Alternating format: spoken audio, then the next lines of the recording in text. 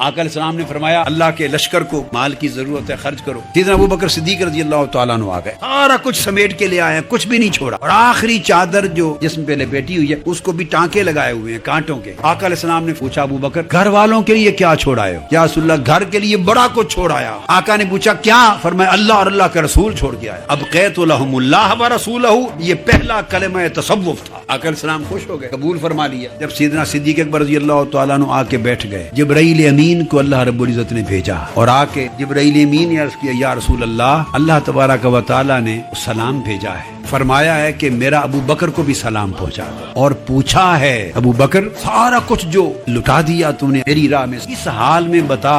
اللہ نے پوچھا ابو بکر کیا اللہ سے راضی تو ہو؟ تو سیدنا صدیق اکبر رضی اللہ تعالیٰ عنہ کھڑے ہو گئے اور آنکھیں بند کر کے گھوم کر کہتے تھے انا عن ربی راضٍ، میں اپنے رب سے راضی۔ صوفیاء کہتے ہیں یہ پہلا واجد تھا جو آقا کی مجلس میں